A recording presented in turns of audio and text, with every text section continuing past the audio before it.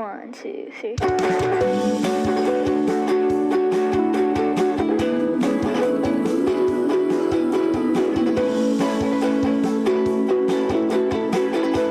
This is Kyle Galaz with Poor2Pro Car Sales Training Podcast. Become a sales titan. I get to do another one-on-one training session with a very special person, someone that reached out and said, I need some help. I want to go to the next level. I want to break through some barriers and some walls. That's how I took it.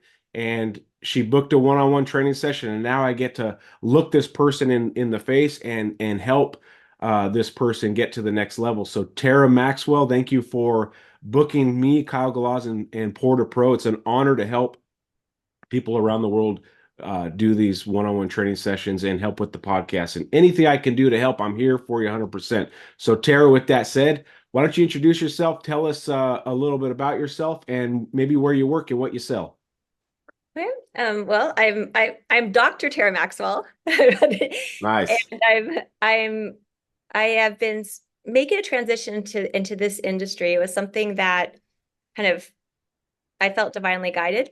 It was an opportunity that presented itself, and I thought like, oh, I teach around manifesting and sales, and I'm a high performer, and then I would just get in and immediately be making six figures and more. And it has been very humbling, to be at like where I am in life. And then there's like 22-year-olds that are selling 20 cars, and I'm starting at zero. I've read thousands of books, and this has been, a very humbling experience. Yeah, it definitely is a reality check for a lot of people when they get in the car business. The key is not to give up, though, and I don't feel like you're the person that gives up. Where do you work and what products do you sell? Yeah, so I work at Stephen Wade Honda Mazda. So sell Honda Mazdas, and then we also have pre-owned inventory. And Stephen Wade has 7 stores, so I have access to all here in St. George, Utah. So I have access to all 7 stores, and other products like Toyota, Chrysler, Mercedes. So it's great. We have over 1,000 vehicles that I can pull to serve our customers. So, and I was living in Costa Rica for 9 years, raised my kids there, and kind of was living the dream, and then felt guided to come back to the US and kind of started a new chapter. I've been through St. George, and really cool place. I've actually stopped there and have eaten. Yes. And on a road trip down to Arizona. So I know that area very, very pretty. And it seems like it's booming from what I saw. And I did see a lot of car dealerships off some of the freeways. So what a cool place to work, and having access to that much inventory is amazing. Now, can you sell new Toyotas, or what are your options? Well, the new, I would partner with someone, and we would split. But I have access to all, if for some reason, like I have a customer right now, I was trying to show them some of our brand new Mazda CX-70 that just came in, but they decided that they're kind of leaning more towards the RAV. So I'm going to book an appointment with them bring them to the Toyota store. If they're not happy, they want to really go to Toyota. So could you sell that brand new Toyota all by yourself? Or would you have to turn it just because it's kind of company policy? No, I mean, I would take them on a test drive and like sell it, but then I'd share it. I would just partner. I have a guy there that is great integrity. And so then he would just take the numbers and everything and process it. Now, would you get half that deal, a true half mark? Yes. He wouldn't just like, oh, here's a spiff. I take the whole unit. It's your half. Yeah, it's my half. Okay, that is a very good thing to know as a part of your training, because you have access to vehicles that a lot of dealerships don't. So we'll get into that too. That's an awesome thing. So in your area, the St. George, Utah, what kind of population do you guys have? Well, I moved here in November, so what do you mean in terms of demographics? Like how many people you think are in that area? 200,000, 100,000, 500,000? I haven't I haven't checked, but there's a lot of people. It's one of the rapidly growing towns, and there's a lot of money. I mean, there's so many customers that come in, they want to pay cash. Gotcha. And yeah, very solvent. And actually there's more of those than the ones that are um, you know, can't get the credit. Gotcha. So it's semi booming with growth. That's a Yeah. good thing. Okay. Now one of the questions I had before we got started into your first topic, needs assessment, is at what point did you say to yourself, I need training? Was there a moment, or tell me? Oh, I mean, from the very get-go. And I mean, I come from the personal development transformational industry, so I've invested hundreds of thousands in myself. I know the value of that in coaching. Um, Gotcha. and I came in, I've done high ticket coaching where the the boss, I mean, I was still a contractor, but hired a team and I got mentorship every day and recording Zoom calls and scripts and tonality, like all of that for 6 months. And I went from 10% to 30% in closing. So I saw the value of it. And then I get thrown in this dealership and it's sort of sink or swim. And I have, like the sales manager, and he's great, and he's a great closer, and he'll be like, just say this, and he says it so fast. And plus I come from books, like I need to watch it, say it, repeat back, maybe even teach it to really integrate it. Yeah. So yeah, I have the training. If it's there, it hasn't landed. Well, it takes time too sometimes when you're like when we hire people, sometimes we like hiring a blank slate, someone that doesn't know anything about anything yet.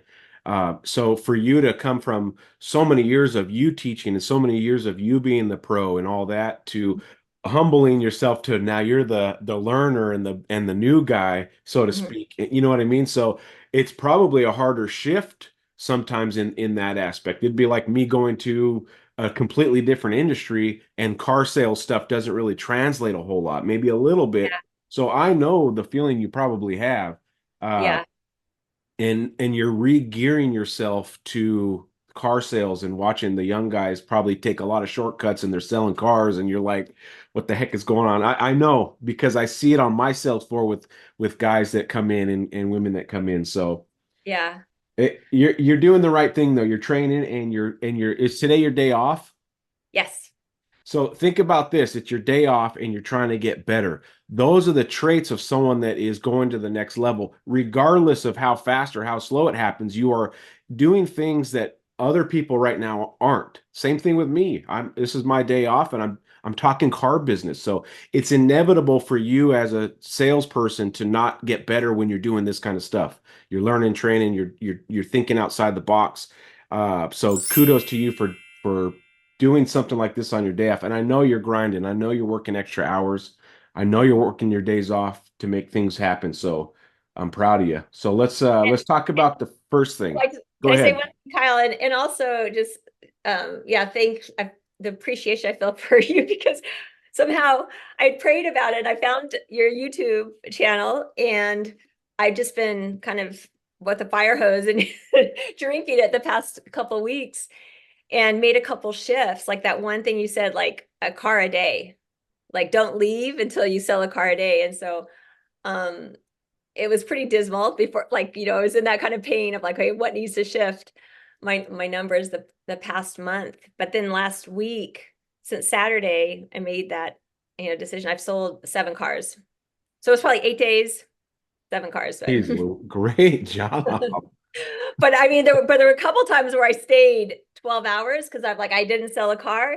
And then I just kind of tuned in and I'm like, okay, stay. And then someone came and it was, And it happened? and it happened. Yeah. Beautiful. I mean, that's exactly what I'm talking about. Yeah, we sacrifice time, but think about this. If you run a race and it's 100 miles, 100-mile race, and yeah, it's going to hurt and it's going to sting and you're going to be tired, you're going to wear out your shoes, and you Mhm. stop at 90. You stop at 90 miles. It's like You're almost there. You're Almost. almost there. You've done all these beautiful things all day. You've made appointments. You've done calls. You're in the flow. You're staying out of the huddles. And then Mhm. 4 o'clock or whatever the shift ends, 5 o'clock. All right, I'm out of here. And you go do nothing. It's like you're going to leave the dealership when you're already got all this momentum, and to go do what? Go home and put on Star Wars. I don't know. I'm Yeah. just saying, like, you might as well see it through. And these are things I learned later in my career because when the bell rang, I was gone. I got stuff to do, but the stuff I did was irrelevant to success. It was irrelevant. It was like a veg out session after work, especially in my early 20s. I'm playing video games, I'm watching movies, I'm doing stuff that Yeah. is not forwarding my career. It's not forwarding anything that's productive or relevant. And at least you see that and things are clicking in your brain that I got to Right. sell a car today. I have to sell a car today. And the more you say it in your head, the more Mhm. times it will happen. I will sell a car today. I will sell a car today. I just need to find my person, my customer that Yeah. I'm going to sell. And if you start making that mindset shift, look at what you did in 8 days. You sold 7 cars. And when I would hear before the internet blew up and before social media, when I was selling cars back in 2002, um, I would hear about people, oh, this guy sold 30 a month. I'm like, it's impossible. It's literally impossible. You can't sell a car every day and take days off. It's a lie. It's fleet. I would Yeah. justify to myself that that's impossible. No way. And Yeah. then social media comes out and I'm watching these people, and then I start the podcast, and now I deal with these salespeople around the world, and I'm seeing it. There's guys that are selling more than 30 a month continuously. Their average is 25, 27, 29. Then they hit that 30. I'm like, oh my gosh, those rumors I heard way back in the day, they were actually true. I was too young and foolish to believe that that's not possible versus believe that it is possible. Yeah. Whether you believe it's not or believe it is, this, you make it a truth in your own head and you justify, oh, 10 cars is probably the national average. Well, it kind of is, but you're not average. You're beyond average. You have such a beautiful education. You've read 1,000 books. You've read 1,000 more books than most people do in their life. So, Tara, you have all the ingredients to be the absolute. I call them the sales titans. They walk amongst us and they're bigger than life. Like, oh my, the guy sells 30 cars. Tara sells 30 cars a month. What does she do? I never see her taken up. She must be getting spoon fed. Mhm. You know what I mean? Yeah. Because they're justifying why they're not doing it. So make that mind shift and become that professional in the car business, and you will do it, I promise. And I thank you for the kind words and finding me on the podcast and hiring me. Well, So, and the other thing it did was that changed was um like for instance, we have to do 10 calls minimum. mhm. Like that's just the requirement. And so I would do the 10. But when you said to do 30, so I've been doing almost every day, like 30 calls a day. And it's not necessarily like do the 30 calls and then it comes to a sell, but there's an energy to that. Do the 30 calls and then just the way I'm showing up and so it just sort of creates that momentum. Yeah, it's my little saying, and it's probably I didn't invent this, I'm sure, is activity creates activity. Isn't it funny that the person that's always hustling and bustling and doing the calls and sending emails and sending texts and making social media posts is the person that happens to have a customer later? Yeah. What's the coincidence versus the guy that's sitting at the desk waiting for an up playing on TikTok? How come activity creates activity? It's because you're doing something. And the 30 calls, or let's say the 10 calls that your store requires, okay? Think about the mindset of an average salesperson. The mindset of an average salesperson is I got to make these 10 calls so I can go take some ups. They're looking at it as a checklist of I just got to do this. Instead of thinking I can make 10 opportunities happen here and I can actually do it for myself, not just to appease my CRM system or to appease my manager who's asking or this sheet that he had me fill out. Am I actually making 10 real calls? Am I actually making 10 real contacts? Or am I just appeasing a checklist? And that shift also has to happen for you. You're doing 30, but make sure Mhm. they're 30 real true blue calls where you get a hold of somebody Yeah. and you have a conversation and you could possibly further something. Even if it's let me send you some more pictures of it. That is furthering a car deal. And you have to further car deals to end up selling the cars. You can't just sell a car. You have to create something, a little spark, and further and grow that sale. And that's what phone calls do. You grow that appointment, and the appointment turns into a sale. So when you're doing your 30 calls, make sure they're 30 real true blue calls. How you guys doing? Yeah, this is Tara. I'm so glad you answered. I'm doing some inventory searches, and I found some beautiful vehicles that just came in, and your name popped up in my system. Now your name didn't show a vehicle, but I figured, well, let's figure out what they might need. What are you exactly looking for? And you try to get them engaged. It's something I teach my guys on phone calls is you ask questions to get them engaged. It's not just you spewing out sales pitches or you interrogating them. You got to get them engaged. You guys local? Oh yeah, yeah. How long you been in this area? You know what I mean? And when they respond even to are you guys local, you got them to speak. And if they speak once, they're going to speak twice. And you create this engaging conversation where you can try to further to the appointment. That's a phone call, not, Okay. hey, Bill, sorry, yeah, leaving a voicemail here, da da da. That's not a phone call. That's just you making a voicemail. Yeah. You Well, got to I've been make, saying more like, hey Kyle, it's Tara. And then I'll say like, hey, I have a quick question. Will you give me a call back? I had this idea or something. I do something that kind of have a yeah, little intrigue, or I was looking at your account. I have a quick question. Will you give me a call back? And then, that's maybe beautiful because you're 10 you're out of leaving a 5. carrot out there. You're leaving a question mark. So there's nothing wrong with leaving voicemails, but I wouldn't count that as a call. I Okay. want, I want contact. That you Okay. gotta not just Maybe it appease. wasn't 30 calls. Yeah, don't just appease your list. Appease the fact that you're trying to get 30 appointments. That mind shift of I'm gonna set some appointments today. Watch me. Boom. The voicemail, oh, that doesn't count. I need 30 real phone calls. Mike, this is Kyle over at boom boom boom. How are you doing? That's a phone call Okay. because you're getting 30 real quality, things out there. It's like you're baking and you're creating, and that's a real phone call to me at least. But I Yeah. would I would try to make 30 real phone Phone calls calls. Okay. in your That'll be, in your quest because there's sometimes some. they don't answer. So it's, Yeah, and another thing that salesmen run into is they run out of phone numbers. Like how am I supposed to make 50 calls a day, Kyle, and talk to 30 people? You have to figure out a way. Ask your managers for phone lists, ask your managers for customers that are having lease returns, ask your managers for uh people that inquired on KBB that only want to sell their cars. It doesn't matter. You just need to get a hold of these people because the more people you can talk to, Tara, the better you get on the phone. If mhm, you don't want to just become a master, and I'm not saying you're doing this, but you don't want to become a master at leaving a voicemail, mhm. right? You want to be a master at talking with people on the phone because that's when you can start getting more appointments. You become a master, and then you can start dialing in what works and what doesn't. You know what I mean? Yeah. So, you're already on the right pace. You're on the right journey. You just need to Yeah. keep doing it. And Yeah. Getting better.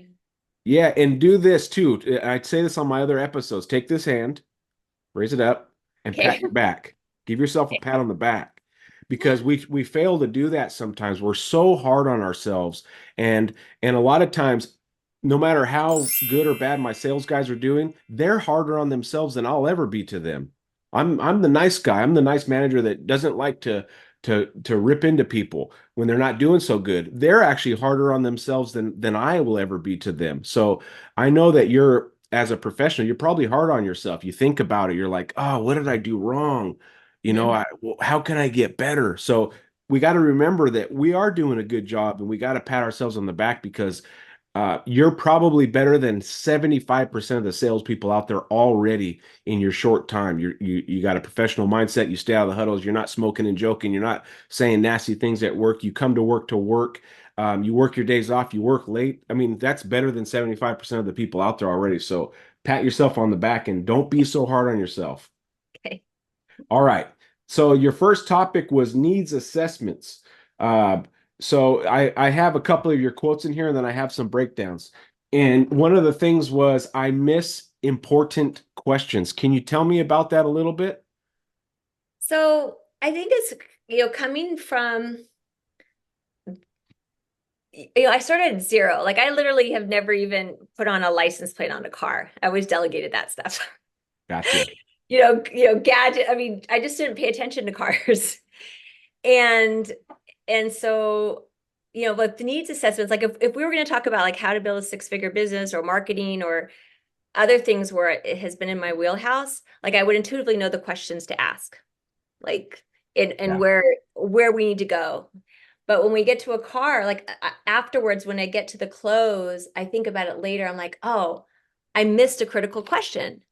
Like there was some piece, I can't, like with this one customer. I mean, I know you said it doesn't really matter if they're looking at other cars, but I had a customer and they actually had poor credit. And so I thought we were shopping for a loan. I found the car, pulled it out and everything. And she's like, I'm not picky. And we got this CRV that would work for the kind of credit she had. And then she's at the very end, she's like, oh, well, there's this other dealership and there's this other car I'm going to go look at.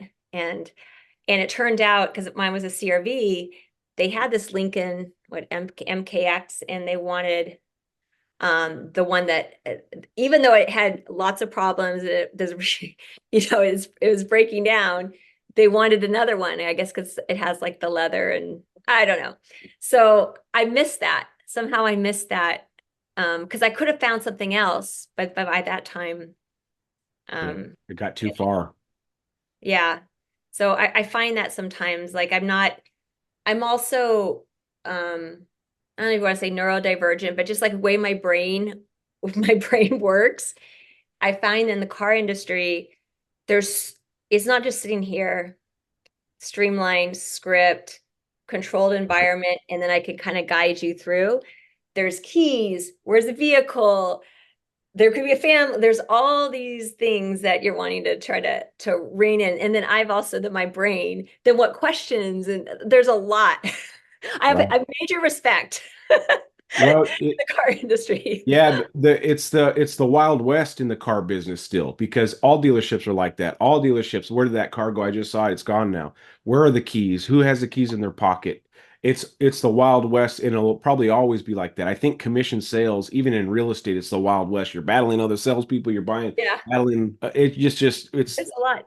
But the There's a lot question, of but what I mean, like with the questions, I don't, again, there's like, if there was some script that I could go over and be like, okay, these are all the questions. Cause I don't know. Sometimes I forget things to ask.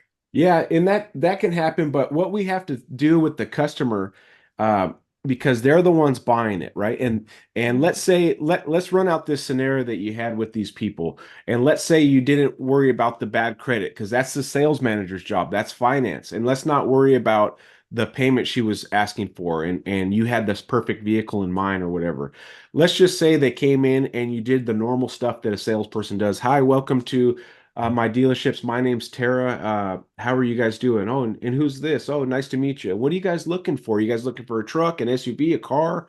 And just do some basic questions. If we would have went down the basic questions like, does it need to be all-wheel drive? Does it need to be front wheel or rear wheel? What exactly are you looking for as far as that? Oh, it needs to be all-wheel drive. Okay, excellent.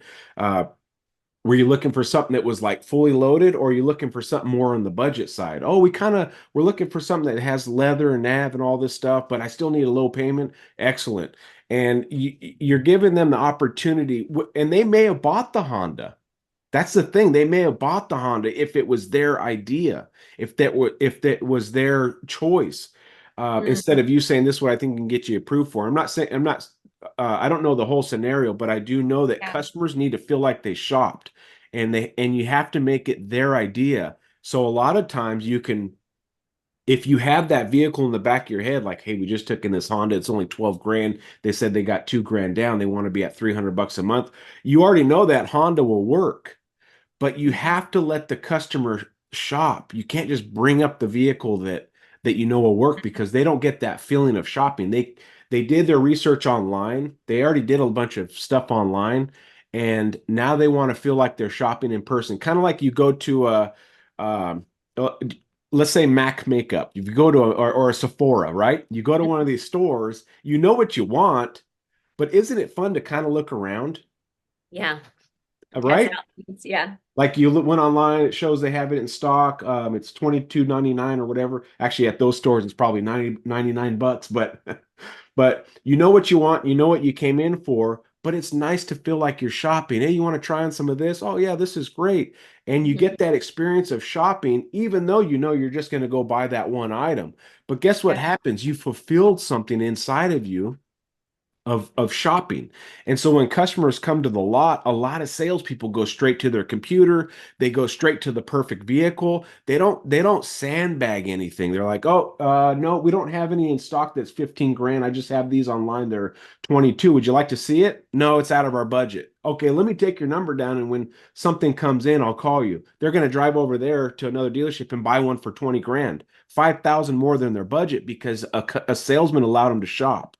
So, what I used to do in these scenarios when I knew I had a perfect vehicle and these customers were saying all the buying questions of this is going to fit that vehicle, I wouldn't show it to them first. I would let them walk the lot with me. Hey, what about this one? Well, what's the price? Oh, it's 22,998, knowing that I have that CRV in the back that's 15 grand that's perfect. Oh, this one has leather, but yeah, sometimes with higher miles, you're going to run into some issues, and you can almost start funneling them down to that Honda. And Oh, knowing that Honda was perfect, you could say stuff like, "Yeah, I wish I had like a Japanese product. Sometimes these Japanese products are 30 grand, 25 grand, and I wish I had one that was 15. That would be perfect. Oh yeah, that'd be great if a Honda was 15." And all of a sudden you're funneling them to that perfect vehicle, and then you guys discover it together. And all uh-huh. of a sudden, well, what about this one? Oh, it's probably 30 grand. It's probably 25 grand. And then you pull it up. Man, it's only 15.9. Or you even bump that price. Oh, it's 17.9, knowing that it's 15.9. And you take them on the test drive, and you let them shop. And then after they come back from that test drive, if that vehicle fits all the buttons, maybe it didn't have leather, you can always say, other than the leather, is this vehicle work for you? Oh yeah, it's perfect, but I wish I had leather. Okay, well let's sandbag that. Let's sandbag it, uh, and let's see if we can get you a killer payment on it, all that stuff, and then you can decide, hey, you know what, I can live without the leather, or maybe we can finance leather. I don't know, but let me at least continue this process for you before you leave. And you just never know when you let the customer shop and you take them farther than they expected with their idea that this is the vehicle they want, they may have bought the Honda. Yeah. It's weird. It's really weird because you're putting on a show for them, and Giving them choices. yeah, and okay, let's say they came in and they were like, "Hey, what price point did they tell you? Do you remember?" They were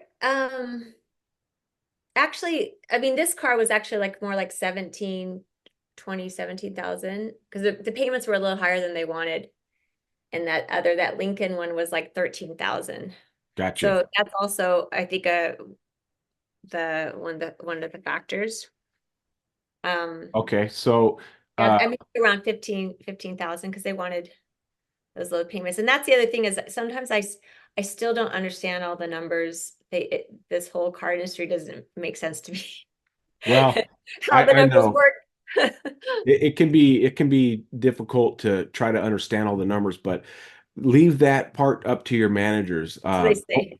don't worry, delay it as long as possible, talking about rates and what terms can you do. And I'll find that all out in there. Trust me, I'll make sure you have all the information before you make that educated decision. Yeah, And you delay it, but you still have to understand that if a customer says, "Hey, I want to be at a $300 payment," you don't go show them a $50,000 car yeah. unless they have 40,000 down or 35,000 down, because you can never prejudge. Mhm. So you can just kind of gently tell them, yeah, with at 50 grand, you're definitely going to need a pretty hefty amount down. Yeah, we just got a settlement. We're going to put 40 grand down. Okay, yeah, that's $300 payment. So you can't prejudge a customer for saying they want a low payment. But what you got to do is allow them. I think in this scenario, it's always hindsight, 2020, looking back, what could have we done better? Because I do that a lot. I digest what I failed during the day and what I had successes, And I think, why didn't I say that? So on that particular deal, it's water off a duck's back. It happened, Mhm. and you just got to move forward. But next time, allow your customer to shop and try to funnel them into that idea. Now, $4,000 difference. There's a reason why it's 4 grand more, Mr. Customer, because you probably have 3 or 4 years more of life in it. So Mhm. that 13,998 that you see versus our 17,998, that might be 4 years of driving. That's Mhm. why it's more money because it's less miles, less wear and tear. And I'm Yeah. not trying to bash Lincoln. Lincoln's a great product, but you have to understand something. The American products don't last as long. That vehicle at 150,000 miles may be at its end of life. So you're about to spend 14 grand on a vehicle that's near the end of life, where you spend a little bit more on my Honda. Yeah, it's a little bit more, but you got twice the life left. So for 4 grand more, you get 2 times the life of the vehicle.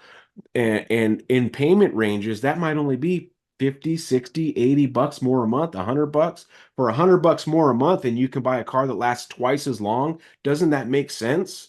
Right? Yeah. You know, like those little verbiages. Yeah. Something that I learned early in my career is money doesn't always make car deals, words make car deals. Mhm. Okay. And you can lose a car deal by not using the right words, even if it's more or less. I've had vehicles that were less money that I lost a car deal to something that was better or higher price because I didn't have the right words. I wasn't convincing enough. So let's get back to the needs assessment part, asking the questions. So what I would do if I were you, Tara, is create a baseline of questions that you can store in the back of your brain. Who's the primary driver? Is it for personal or business use? Are there any features that are must-haves? Oh, it's got to have leather, right? Like the Lincoln people. It's got to have the extras. Okay, not a problem. So now you know when you're showing them vehicles that you have to sell around that leather. Hey, you can always add leather. Leather, you can pick your colors. Knowing that this vehicle is perfect for them, but it doesn't have leather. Other than the leather, does this fit the bill? Yeah, if it had leather, this would be the one. Okay, I could probably remedy that. I'll get creative. Let's go Mhm. drive it. But your customers might be people that want the logo, the name. I drive a Lincoln, the prestige. So there's other factors there, and the payment, of course. But you can get around payment. People will budge on payment if the value is there. So you have to build that extreme value. So questions that I used to ask: does it need to be four-wheel drive or does two-wheel drive work? Because up in Idaho, I already know they're going to say four-wheel drive. What I'm doing is making sure they know I'm looking out for them. I don't want to show you anything that you don't want to see. Are you looking for two-wheel drive or four-wheel drive? Oh, it's got to be four-wheel drive up here. Okay, what do you use your four-wheel drive for? Oh, I go hunting and all this stuff. Oh, so during my needs assessment, Tara, I can build rapport. Mhm. And when you build rapport, you build a friend. And when you build a friend, their wall of defense goes down a little bit. So in your needs assessment, when you're asking these questions, actually listen to their answers. Yeah, look, I need a four-wheel drive. Okay, why does the customer need a four-wheel drive? What do you use your four-wheel drive for? Do you go skiing or hunting or anything like that? Oh, we go camping. Oh, really? Where do you camp at? You Mhm. see what I'm saying there? And if you can get a customer to open up in that needs assessment, then they're going to be more willing to tell you all the things they need in a vehicle and not keep the wall up. Okay. Right? You have to let them break their dam of information. And the only way you can do that is by building rapport. You can't just do a needs assessment like this: four-wheel drive or two-wheel drive, four-wheel drive, Yes. leather or cloth, cloth, moonroof or no moonroof, moonroof, nav or no nav. That's getting the answers out of them of what they want, but it's not a true needs assessment and building rapport. So But what, remember that. And I know you know yeah, that. but when is it just, I know this is kind of silly, like bring them to the desk before you go, like right now it's super hot, so it's actually easier. I can bring them in and say, stay cool. I'm gonna go pull you the keys. And then while we're talking, I can ask the questions. But before they're like, they want to go look at these cars. And I mean, is it on it's not on the test drive. It's No. So let's go through the steps of the sale, okay? Step one is the meet and greet. Hi, my name is Tara. Welcome to ABC Motors. Thank you guys for coming in. I really appreciate it. In your name? Oh, I'm Mike. Hey, Mike, nice to meet you. And who's this? Oh, this is uh, Denise. Oh, hi, Denise. Nice to meet you. I'm Tara. Well, what brings you guys into there? You guys looking for sales department or service? Oh, you're looking for sales? Well, that's my department. I'm happy to help you. I've been here just for, 6 months. I'm fairly new, but I'll give you the best service I possibly can. And you're slowing the conversation down and you're taking control, Tara. What exactly are you guys looking for? A truck, car, SUV? Oh, we're looking for the new Mazda whatever. Oh, excellent. I think I have some right in the back here. It's a hot item, and then that's how you start. So you have your meet and greet. You Mhm. got out of them what they wanted with the questions, but I got their names first, right? It's Mike and Denise, and you sometimes people have to write them down. I used to write the names down because I didn't want to forget. I hate the feeling of forgetting their names. So I'd rather look like a pencil pusher nerd writing their name down than forgetting them. And so I'd write Mhm. them down in front of them. Denise and Mike, how you guys doing? Okay, perfect. I got the meet and greet out of the way. I found out what they wanted. They want the new, what was that vehicle you said earlier? The new one? The C something? CRV? No, it was a new, CX-70. okay, CX-70. Yeah. They said they want to look at the new CX-70. How did you guys find out about the CX-70? That's a needs assessment question. Oh, we were looking online and it looked really nice, and I wanted to see one in person. Well, excellent. Now, d does Terry, I'll ask you this. Does the CX-70 have 3 rows? No. No, it's 2 rows. Okay. So in that you can say, okay, do you guys have, it's kind of a weird question, but do you guys have a family, kids and all that? Okay. Oh, you do? Okay. How many kids do you got? We have 2. Okay, perfect. So, and then you can go into the sales pitch. Well, the CX-70 is a 5-seater. It has a ton of legroom in the back seat. The last thing you want to be in the back seat is your kids kicking your the back of the seat. And I think that's one of the reasons why a lot of families are gearing towards the CX-70. I think that's why it's become so popular. And so now we've already figured out they have kids. What are your kids' names? Oh, it's Julie and Jimmy. Oh, that's awesome. Which one's older? So I'm doing a needs assessment in there along with building rapport. And you don't want to do this inside. You want to do this heading to the vehicle, and instead of making a beeline right to the CX-70 because you know it's right around the corner, act like you don't know exactly where it's at and build a friend as you walk around, because you want to get as much information out of them and build a friend as quick as possible before you start going into your product presentation, which is, your walk around. So you have a meet and greet, needs assessment / build rapport. Those two have to go together. You ask a question about them, ask a question of why they need it, build some rapport, and then you go into, after you have done a proper needs assessment and built rapport, now you have a friend and now you know exactly what they need. Then you pull that vehicle out. Then you do a beautiful walk around. Well, can we test drive it? Absolutely. Let me tell you a little bit about it so I make sure it fits all your wants and needs. You remember, Terry, you're in control of this process. A lot of salespeople fail because they let the customer dictate. They think, I've been critiqued about that. yeah, the salesperson thinks, oh, they want to drive it. I didn't even get to do a walk around. They already want to drive it. Oh man, they're hopped up on it. No, they're not hopped up on it. You got to get them hopped up on it. They just want to get to the test drive to see if they like it or not. But if you don't build value in the vehicle via a beautiful walk around and tell them all about it, tell them the comparisons to other vehicles and being a real professional, then that value doesn't surpass the price. Because what happens on a test drive is they say, well, how much is this car? Or before you test drive, how much is it? Oh, that's high. Well, they're saying that's high because you didn't do a walk around to surpass the price. Mhm. You can see my hands. Yeah. So if that CX-70 is 70 or 50 grand, let's say it's 50 grand, and you just let them test drive it, every vehicle drives pretty much the same. That Mhm. CX-70 is going to feel like the $30,000 Equinox or the Blazer. Or, I'm just doing Yeah. some examples out there. Well, I mean, what other things does it do? It turns. The suspension's pretty soft. It's pretty nice. It has a good stereo, a good radio. So why is this one $20,000 more than the basic Blazer? Oh, it has leather. That's not worth 20 grand. It has a moonroof. That's not worth 20 grand. But if you did a proper walk around, you could tell them, hey, the competition out there might have some vehicles that are cheaper. But I'm going to tell you why ours is better and why it's worth the money. And you open that vehicle up and you put on a show and I used to tell my customers when I was selling Alfa Romeos, do you mind if I give you a product presentation? I would just ask them. Well, yeah, I'd open up all the doors, pop the hood, pop the trunk. I'm putting on a show for my customer. And I promise you, Tara, no other salesperson they're going to meet will ever do that. Yeah, I haven't. Yeah, I need to definitely start up leveling that. Yep. So, And because the customer deserves it. Think about this. It's not you getting out of your comfort zone and I feel uncomfortable doing this and I don't know, Kyle's crazy. He's saying for me to do all this stuff. How about we do it for the customer and let them know what they're buying? Mr. Customer, I'm going to open up this vehicle, all the doors and hatches because I want you to see what Mazda was really trying to design here and why it separates itself from the competition. The competition has higher priced ones and the competition has lower priced ones. But the Mazda has found a sweet spot where it's not too much and they don't try to cheap sell it and put cheap parts that you can't see just to lower the price. The Mazda is built, it's crafted, it's designed, it's not just put together with a bunch of parts like some of these other manufacturers are doing right now because they want to cut cost.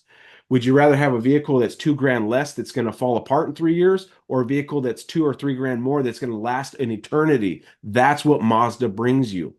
oh, That that's is why great. that is why I chose this brand. I could sell any of these brands. I work for this company. They said, tell me what brand you want to sell, Tara. I said, I want to sell Mazda. Well, why? I believe in the product. I know the product and I know the quality behind it. And nothing compares to the Mazda. If you were to tell a customer that, Tara, and did a proper walk around and did a beautiful meet and greet, do you think they were going to want to test drive it? Mhm. Yeah. Yeah. And after that beautiful test drive, when you're telling them, hey, I'm going to stay in the back and be quiet, I want you guys to really feel what this vehicle feels like you just bought it and now you're driving home.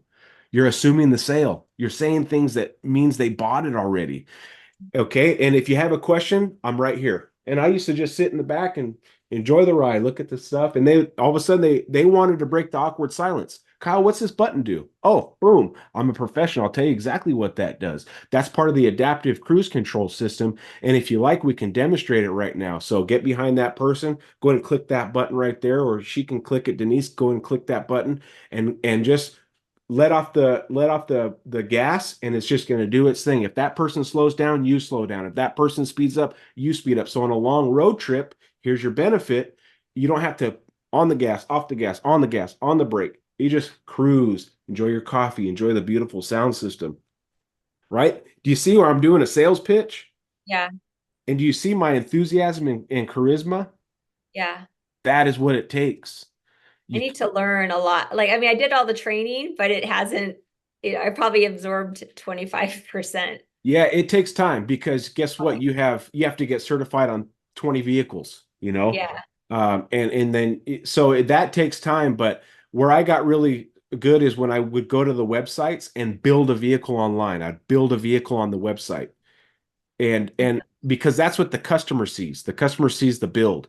But then I would drive them by myself and find out things that the website didn't say. Oh, it does this. The website never said that. That's a talking point. That could build more value. That excuse me, that shows the customer that you know more than what the website said. You know more than them because feel it shift from first to second when you really hit the throttle. The website didn't say that. See how fast it shifts? That's part of the transmission that in sport mode it shifts on a dime. Boom. And so that you're always accelerating when you hit the gas instead of some vehicles will go mm, whereas this Yeah. vehicle, the CX-70, it's just boom. You're not going to feel that. And so you're building a lot of value there. Okay, so let's sum up needs assessment because we've stayed on it. Uh, Ask questions while you're building a friend and write down a baseline of questions that you need to remember in the back of your head. 4-wheel drive, 2-wheel drive, leather or cloth, moonroof or no moonroof, and ask them in a way that feels smooth. Yeah. Now, when you buy a car, do you prefer one with a moonroof or one without? See how I changed it? Mhm. When you purchase a vehicle, do you use it for just personal or is it business or a little bit of both? Oh, it's both. Oh, what do you do? Oh, I'm a geological surveyor. Oh my gosh, how long you been doing that? You see how I'm building rapport? Yeah. That's what you got to do in these. So have a baseline of Question. questions and find a smoother way of asking. Another way you can get a needs assessment out is by looking at what they drove up in. If they drove up in a big lifted truck and it has dirt bike stickers and whatever, to talk about dirt bikes and off-roading. If they pull up and it says dog family and they got pictures of dogs on the back of their windshield, you know what to talk about. So Okay. so make sure to look at their vehicle they pull up in. And I used to compliment their vehicle. That's a beautiful rig. What color is that? I already know what color it is. Oh, it's platinum white. Oh, that's nice. What I was doing is looking at their vehicle to see if there's anything on there that I could bring up. Raider sticker, 49er sticker, Utah Jazz sticker. I'm looking for little things that I can build rapport while I do a needs assessment. And people's vehicles are an extension of their personality. Why would we not want to look at their vehicle to find cues? Okay. Okay. Another one you said here was not enough knowledge or experience. You, one of the things I like that you're doing is when you said you're making 30 calls a day versus the 10. You're doing triple the experience of the other salesperson. So as they do their 10, you do 30. The next day, 10, 30. You see that gap getting bigger and bigger. So experience is not time. Experience is doing things that builds experience. So if I've been in the car business 22 years, but I've done nothing to learn, I'm still a 1 year rookie that I've repeated for 22 years, Yeah. right? Or you go in new like you are. I've only been in the business a few months that is learning, trying new things and writing things down and have diagrams of what I'm going to say and learn the knowledge. You've passed people up that have been in the business 4 years. So experience is not time, experience is experience. So keep doing what you're doing. And another thing too is drive every vehicle on your lot.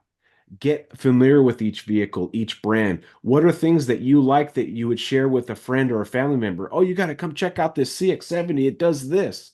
Those are the things that customers want to know. But Okay. but drive them and get familiar with them before you're with the customer because you don't want to practice with the customer. You want to be perfect with the Yeah. customer. You want to practice before the game starts. Maybe just did like one a day or something. Because I really am kind of weak on that when it Yeah. comes to product knowledge. Well, knowledge gives confidence. Confidence equals convincing. So if you have product knowledge, then you can have confidence in showing that product. You got confidence, and the confidence makes you convincing. My arms are getting twisted up. You see Yeah. what I'm saying? Knowledge, confidence, convincing, sale.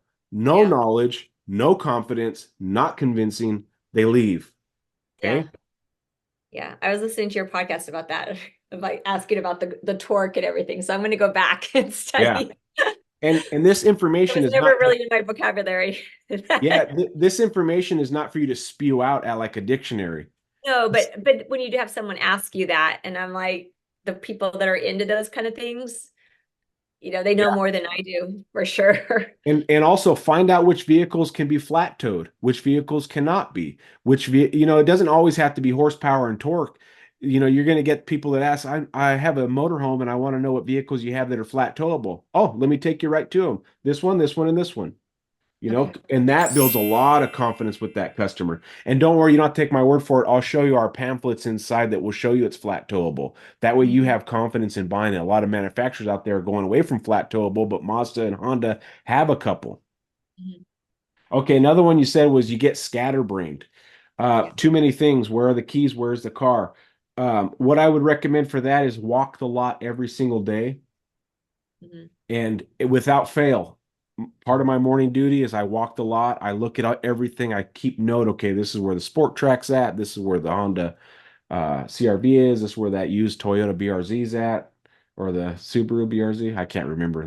Those ones always confuse me. But you get a mental inventory. As far as the keys, that sometimes can be frustrating. Mhm. Um, at your dealership, where are the keys stored?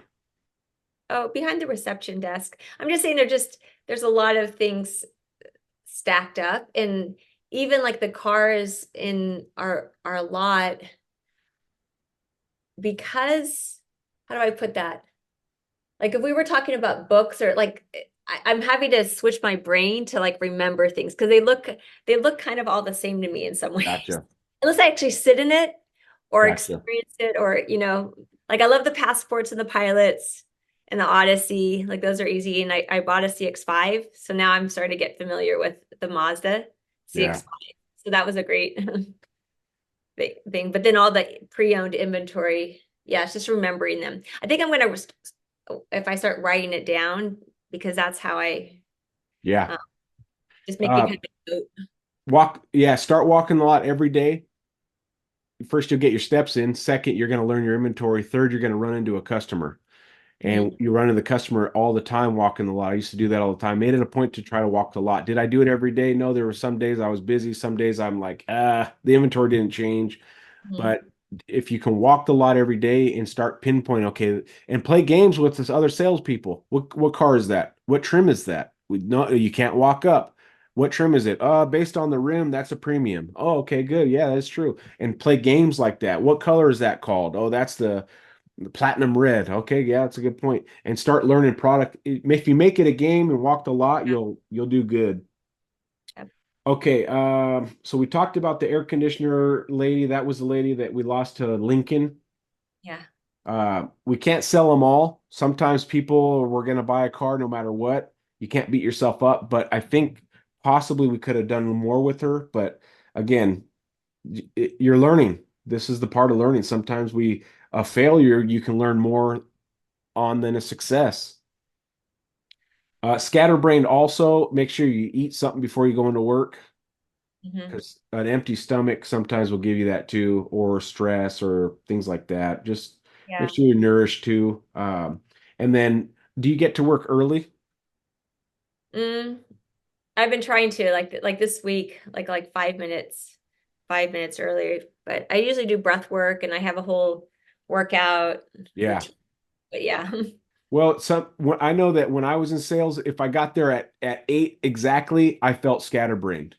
Hmm. Right. Um, Yeah, because you're like, okay, now I'm here, boss. I'm here. I'm not late. It's just the whole day started with like Yeah. anxiety. I'm not there. A freaking red light. This is gonna kill me. You know what I Yeah. mean? You're already setting your day up for chaos because you can't even get to work smoothly because traffic's crazy now. You got more people in the area. You have to leave 10 minutes Yeah. earlier.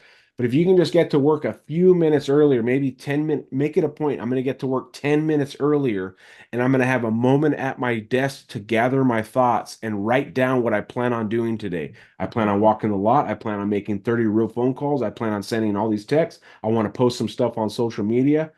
That 10 minutes, you get yourself ready, and at 8 o'clock, everyone else is showing up. You already have your whole plan for the day. Okay, let's go on to the second one. Overall confidence and branding. New industry fear of being seen. When I got out of high school and I started selling, I'll never forget a girl I used to have a crush on came into the dealership. And I had a crush on her back in like sixth grade. And I was so, I don't know if I was embarrassed or didn't want her to see me. She was already with another salesperson at the dealership. And I'm like, oh, and I ran out the side and I'm just like, I'll just be on the lot, see if I can find a customer. But I didn't like that feeling of being embarrassed of where I worked or what I do. I'm a car salesman. And I remember I felt embarrassed to be a car salesman at that time. And I look back now and it's been my whole career being in car sales. So if you plan on being in car sales for a while, Tara, you just have to embrace I am a doctor, PhD, or whatever your title is, Mhm. and a darn good car salesperson. And when I used to go to events when I got a little bit older, I had a kid and a wife, and I used to not tell people I was a car salesman. It wasn't a talking point because I didn't want to. I just felt out of place, maybe like, oh, car sales guy, you guys are all thieves, da da da da da. But there was a click in my brain at some point. It was around 30 years old that I said, nope, this is what I am. This is what I plan on doing for the rest of my life. I am a car salesman. Put it all over social media, made accounts, put videos. I did everything. And guess what? My career started taking a turn because I embraced what I am. This is who I am. I'm a car salesperson. Yes, I have education and other things. And yes, I can build computers and work on computers. But if I truly want to be successful, I have to embrace and become obsessed with what I'm doing now, and that's car sales. So Yeah. this is something that you have to overcome is the you put fear of being seen, because you know you got a friend that drives by and Tara, what are you doing here? Oh, I sell cars here. What? You sell cars here? Who the heck cares of their opinion? Because guess what? If it's a real friend, they're going to support you no matter what you do. A real Mhm. friend will support you if you're working at McDonald's. A real friend will support you if you're selling cars. A true friend will support you no matter what you do. And they'll come buy from you and they'll send customers to you. You know who won't support you is people you thought were friends that you realize they're just acquaintances. Yeah. And you putting your name out there that I'm a car salesperson, and the people that give you flack or what are you doing that for? Not a friend, acquaintance. And the people that say, "Oh, that's so awesome. I was looking at a car." That's a real friend. So I know our circles aren't really big as you get older. Your circle kind of starts shrinking, but I would blast it out there, Tara, and who the heck cares what their opinions are because their opinions don't pay your bills. Their opinions don't make you successful. You should see how much hate I get when I post a video on some of these platforms. Oh, you're an idiot. I would never train with that guy. And I put, who's next? Who's getting their next one-on-one? No one's going to hire you. What are you trying to be, the next Andy Elliott? I'm like, I'm just trying to help people. Like, genuine, I'm trying to help people while building a podcast. And the amount of hate I get doesn't outweigh the amount of love I get. And I Mhm. know that there's going to be haters out there no matter what. So I don't know if that helps you. Um, but man, it's tough because we do value people's opinions. Do you think that you value their opinion too much? No, it's not about that's necessarily about that. It's just that I've built a whole brand and teaching that I've just put it on pause. Like I know that I know I'm divinely guided to be where I'm at right now. And I don't know if I'm going to be like taking that and then teaching like the spiritual aspects of it or the mindset, or maybe I'll, blow up my YouTube or working on a book. I don't, but it's just like trying to explain like I built a multi six-figure business and I'm in like as a different chapter in the to my audience, like explaining. Yeah, I I mean, haven't quite. I'm doing a lot of inner work right now too. So yeah, no, hey, you know what? Growth never stops. You could be yeah, 105 years old and still trying to grow mentally. Growth never stops. So I think what you could do to try to just dip your toe Mhm. on your social media is trying out car sales or something. Dipping Yeah, my toe into car sales, trying a new aspect. I'm trying to do market research for my psychological stuff by yeah, getting into car sales. I'm into car sales because I want to learn from you know, a sales position of how people think. yeah, Maybe put a twist on it that this is part of your grand spectrum yeah. of what you're trying to accomplish. Yeah, I have a PhD in this and a doctorate in this or whatever you have, and I've already built a successful lifestyle. But now I want to see what is the nitty gritty like. What is it being on the front I never lines? worked at 9 to 5. I would teach everyone about, how to live in flow and to play. And so now I'm like, okay, I'm in a job. I'm learning. I mean, it's been a really good growth experience. So, and I know I'm supposed to be here, but yeah, I Maybe like that maybe suggestion. twist it that way. Twist it like you're just trying something new. I know a salesperson that was retired at a young age because he sold a huge real estate company he had in California, and he could be retired right now. But you know what he told me? He goes, "I'm sick of being retired at this age. I want to get in the mix. Yeah, I want instead of hanging out and doing stuff with people that aren't retired because no one's retired at my age. yeah, Uh, and I'm sitting around lonely because I can't do things with people my age because they're working."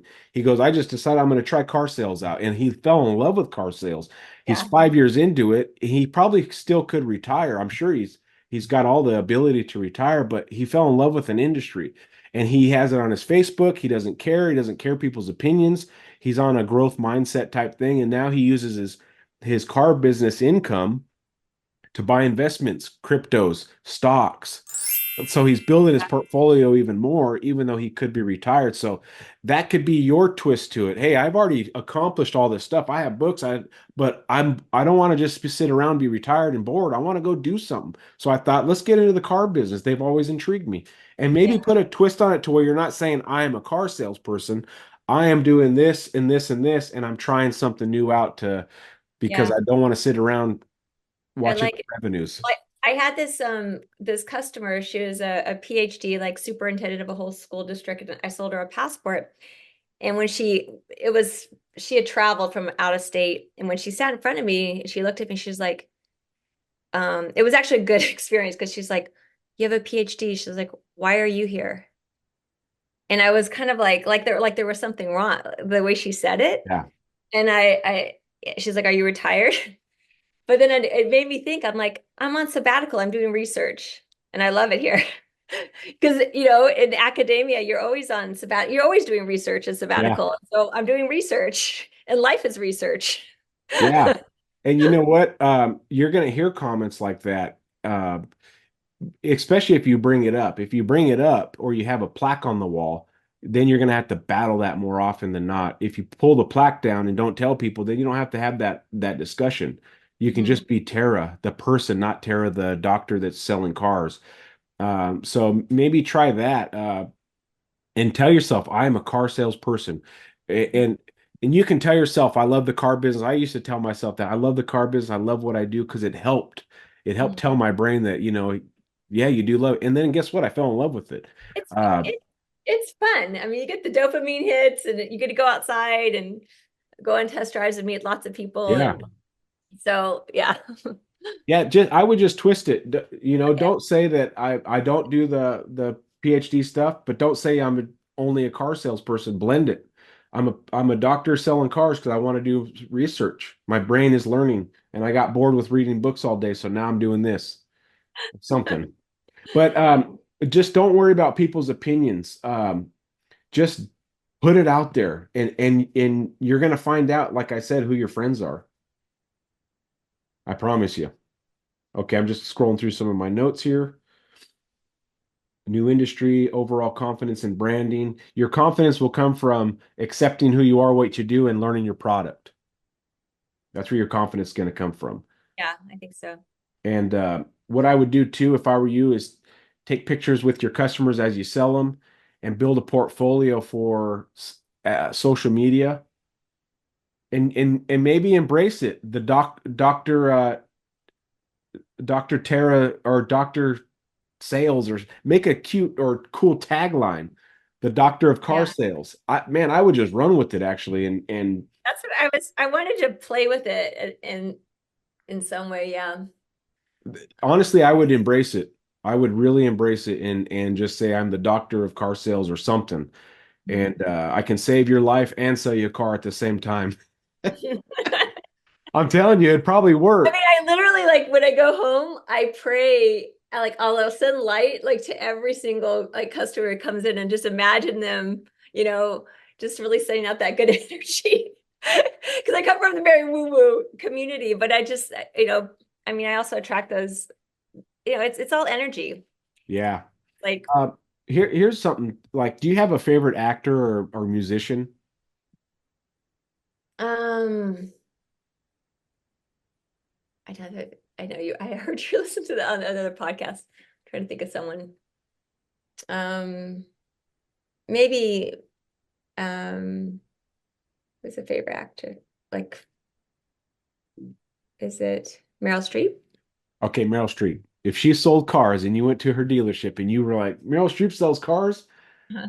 would your first thing be, oh, it's horrible. Can't believe she's on cars. Would you look down at her and be like, oh, that's freaking cool? I'd be intrigued. I'd be like, what's Yeah, but you'd be like, that's Meryl Streep. yeah. Like negative people will have the negative mindset towards it no matter what. And the positive people, if Meryl Streep is your favorite person, you saw him selling cars, and you went over there, it's like, yeah, how can I help you? You're Meryl Streep? Yeah, Meryl Streep. I'm trying out car sales. I just want to see what it's like. You probably want to buy a car from her Yeah. just because it's Meryl Streep. Well, if you embrace the doctor side of you and put that out there, people might want to buy a car from a salesperson that's not a salesperson. I'm a doctor. I'm the doctor of car salesperson. People, I can sell you a car and save your life at the same time. How can I help you? And just have fun with it. I would have fun with it. And just let people that might actually be a cool advertising thing. I like Okay, let's see. Ego deflation. What do you mean by that? um I don't know. I mean, I think we kind of it kind of fits with what everything else that we Okay. were It's talking kind of about. like I'm this and now I'm down to this Mhm. in a new industry. That's nothing wrong with that. You're adjusting to your new career. Yeah. Okay, I have a couple questions. Tell me about this. What are your feelings about being a car salesperson? Like, if you were to sum it up, like, what are your true feelings about it right now? Mm, well, the feeling, I mean, it's exciting and it's challenging. It it's it definitely helps me focus, I mean, face my weaknesses, the things that I'm not so good at, that I'm able to, like being in a masculine Mhm. industry in a place where um I was a straight A student, quickly built a business and success. And so I'm in a situation where there's not a lot of validation, affirmation. I thrive on validation, Right. affirmation. And they point out the negatives, even. And so, but it's also allowed me to kind of source that validation within and not be seeking it, you know, and so to heal that part of me. Yeah. Um, so that's been good. And there's also the part of me that's I have an aspect that the people pleaser, the overgiver, not so good, like in control. I've gotten yelled at because you've got to control the sale. You're non-confrontational because if you said, you want a $200 payment, I would love to give you, I want you to be happy. Yep. That's not going to do well in the, for the store. So, although I have used that line, I said, I would totally give it to you at $300, but that's not reality. Like I do Yeah. from my heart. I want you to be, Yeah. got to live in reality. And then we end up laughing. And then what could you do? So Yeah. at those weaknesses. I know you know this. True growth is happens in the uncomfortable areas. If you Mhm. just stay in your comfort zone, then you're going to stay right where you're at. And I deal with that too. Get out of your comfort zone and stuff starts growing. So when you're with customers and you're with your managers and you're doing this stuff, start doing those uncomfortable things like asking the tougher questions with customers at the desk. Like you said, it's $300 would be great, but it's not reality. That's a tougher thing to say because they could get offended by it. And you can say, I'm not trying to offend you, but if you want to buy this vehicle and it's 450 a month and you decide I want to shop somewhere else, guess what? To buy a vehicle like this, it's 450 a month. That's just what the payment is. So what we got to do is figure out how you can budget and we can calculate this out to be able to afford this vehicle. And you're just getting creative, but you're there's a little confrontation there. But if you can embrace the confrontation, the customer is not as good at you as selling cars. The customer is not as good at you as negotiating. So if you can get good at those things in the confrontation side, they'll crumble because they're not good at it. And I'll give you an example. One of my sales guys was tied up with a customer yesterday and he needed help with the customer. I said, no problem. What do you need me to do? And he's like, hey, can you go present them the payment and the numbers? I'm like, sure. I'm the sales manager. Of course, I'll do that for you while he was doing some other stuff. So I went to finance, I got the payment, and I went back there, and the payment was 510. They wanted to be at 490. So it's $20 higher. But where the challenge was the trade-in. They wanted 28 grand for their Kia Sportage hybrid that had 40,000 miles and I appraised it for 22.5. That's $5,500 difference. And I told him, I said, listen, you can go shop us. You can go to these other dealerships that are going to show you more money on the vehicle. It's just going to happen because they're going to see my 22.5. They're going to give you 23. But I caution you when you go to these dealerships, is they're going to give you 500 or 600 bucks more, maybe 1,000, maybe 2,000 more. But where is that money coming from? Think about it. They're just being generous. The dealership's generous. Or are they doing something on the other side of things? Maybe financing, maybe marking up the interest rate, maybe on the price of their vehicle, they're way over book and they're allowed to show you some more on the trade. So you feel warm and fuzzy. Or you come to my dealership and you meet me and I'm straightforward. I'm black and white. I'm transparent. This is what your vehicle is really worth. This is what we're selling it for, our vehicle for. And I got your payment within 20 bucks of where you wanted to be. To me, that's a beautiful deal. She looks at her husband and says, okay, yeah, that is. All right. I just overcame $5,500 in trade value difference because, the payment kind of was where they wanted to be. But created a lot of doubt that they're going to run into at another dealership. And they signed right then and there. My salesman came back. He's like, "Here's what's going on." I'm like, "Oh yeah, finish your paperwork. I want half." And I put my name on his folder like I'm getting half. But the way I said it to you is exactly how I said it to them. Confident, knowledgeable. I created doubt at the other dealership. This is what your vehicle's worth. Yeah, you're going to go somewhere else. Of course they're going to beat my appraisal. What's another $500? But what are they doing on the back end to do that? Marking up the interest rate just enough. And I created the doubt and they didn't want to shop anymore and they bought it. So that takes time to be able to talk to a person. Like I'm basically commanding them through the pencil and I'm Yeah. not giving them a way out in that pencil. You're buying the car. I'm explaining why you're buying the car, and you'll be a fool to go over there. And I acknowledge, yes, they're going to give you more. Yeah, they're going to give you more. Of course they will, because this is what they're going to do. Well, I don't want to deal with that. Or you can work with someone that's transparent. So when you're doing deals, Tara, um, you just got to get in the nitty gritty and get in their face and really try to dig deep and go out of that comfort zone and say things that you wouldn't normally say as a people pleaser, as someone that's kind. And because guess what? If you don't do it, the guy down the street is going to do it. Or Yeah. they leave your dealership and they wander into a place that has a Kyle. You know what I mean? You need to do the stuff necessary to close that deal so they don't leave. And you got to get in the nitty gritty because if you don't, they're going to leave. Yeah. I Okay. guess it's just keep on practicing. You start to feel like, because there's more sale like this week where I went further and Yeah. then it was a sale. And so I'm like, oh, they had resistance and they're they said no, absolutely no, and yet they're walking away with that car. Yep, it's So you're making new wrinkles in your brain and you're going a little bit farther out of your comfort zone. That's what that is. okay. So keep doing that. And role playing is important. I would grab a salesperson that you get along with Mhm. that has a similar mindset that wants to get better and role play a walk around. Hey, let's pull out a CX-70, open it up, and let's do a walk around together and pretend like we both have a customer. Let's start pointing things out that they may have seen on the website and they may not have seen on the website.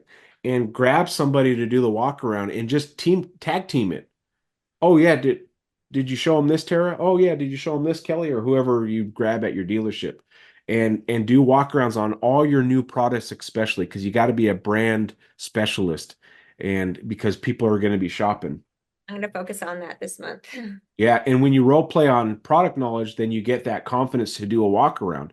Think about this: if you did a beautiful walk around role play for an hour with your co-partner, and then you have a customer 30 minutes later come in to look at that car, how good do you think you're going to do?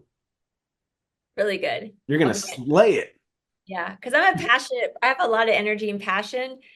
And I don't yet have that same, if I have more knowledge about the car, then I'll start to get more Yep. excited about it. Yep, exactly. So do that. Practice before the customer gets there. You've heard me say it on the podcast. You, Okay. you can't wait for the lights to shine on the big arena to practice. You'll lose. So more role play. Start remembering the needs assessment questions and word them to where it's not an interrogation.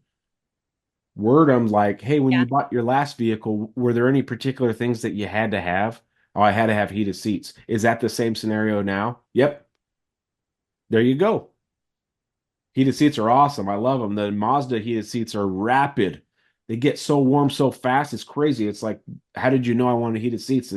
So, Yeah. and you can turn it into a pitch. Do you ever go anywhere that's like -30 and the heated seats take 20 minutes to heat up? Not the Mazda.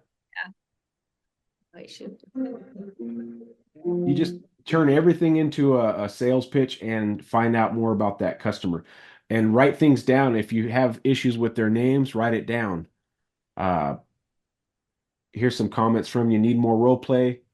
Management gives you word tracks for when you're closing. You're not going to be able to remember it if you're in the heat of the battle. It's too late. If you come to the desk and they give you the pencil and like, hey, if you're struggling, tell them this, this, this, and this. You're so worried about the customer sitting there waiting for 10 minutes or 20 minutes for the numbers that you're not going to remember it. That's where role playing comes in. Grab your manager if they're a good manager. You said they're good at closing, and let's run through some role play while we're slow. Okay, no problem. Pick their brain. There's a reason why they're a sales manager. They're probably awesome at what they do, but Yeah. unless you ask questions, they're not going to give you answers because sales managers don't just freely give out all the information they learn over 20 years because most people are going to not care. Most salespeople are going to take it, throw it out the trash in the trash. But if you go and ask your sales manager, "Hey, can we role play a little bit on closing? I'll throw out some objections. You throw out some objections. I'm really trying to get good." They're going to see value in that, and they're going to sharpen their skills, and you're going to get better too. Okay.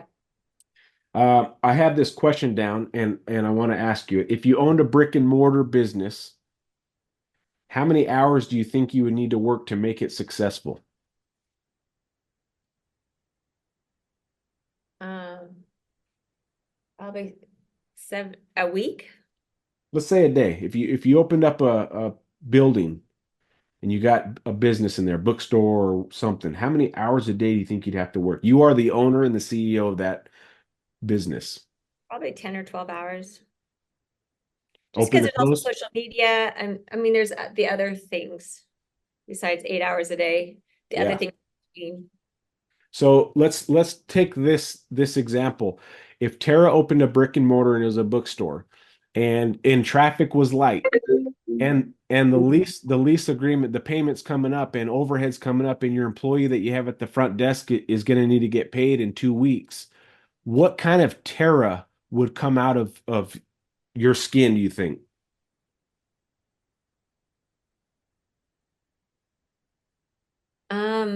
Sorry, so my daughter had just called. I had to Okay. decline it. It's okay. What I'm asking is if you own the business, the bookstore, and you had overhead and an employee that relied on you, Mhm. and and it was a little bit slow, like, man, no one's coming into my bookstore and I got to pay this girl $800 in 2 weeks. And Yeah, I mean, what kind of version of you would yeah. arise? The lion, you just make things happen. The lion comes out Yeah. because you're going to lose your business, your baby, your books, you're going to lose your employee. So there's going to be a version of you that comes out that is the survival. And it's Mhm. going to be a version of you that you've probably never experienced before that's going to burst out of the seams and say, okay, what can I do to draw in some business? Let me get on Facebook Live and tell them about the sale I'm having on my books. Let me get on social media and tell everyone, hey, get in here today. We're making great deals. I have a huge inventory right now and it's going quickly. Get in here now. Whether you buy or not, at least come check things out. Hey, my name is Tara. I'm the doctor of car sales. And you need to get in here today because Mazda has these promotions going on that I've never seen before. And I don't know if I'll see again. It may sound like a sales pitch, but I'm telling you the truth. You need to get in here today. You're going to have a version of yourself, Tara, that comes out when you think like the business owner and the CEO of your own company within the dealership. I got to make money. I have to sell cars. Failure is not an option because guess what? I won't have money to pay for the fun things I want to do, my investments, food, going out to this place, traveling. I need to make money because I got to provide for these things and have that different mindset. And you will start selling more cars and your average will go up. You'll be a 15 plus car salesperson a month if you dig deep, break down all the walls that you have of, I don't really want people to know I'm a salesperson yet. I'm thinking about it. If not now, then when? When are you going to just say, screw it? I'm the doctor of car sales. I'm going to do this. I'm going to make some money. I'm going to become the best version of myself now because I don't want to wait for success because success doesn't wait for nobody. You have to go grab it. Yes. Woo! Awesome. I know we've kind of gone over an hour a little bit, Thank but you. Yes. I hope you don't have too many things to do. I want to make sure that I get everything out that I need to get out for you because you have a great charisma, Tara, and I could see a vibrant star in there. And you already know this. You've already experienced success. And now it's just convert it to car sales. And I think where you need to practice the most is getting in the nitty gritty because you've lived the high road and car sales is like you're seeing the dark side of people. You're seeing that customers lie more than salespeople. I Salespeople, know. you can't lie because you get fired, but customers Yeah. can lie all day long. I know, So, and I believe them. They're like, I got an appointment. I gotta. yeah, my boss told me something that I never forgot. He goes, I was a people person until people ruined it.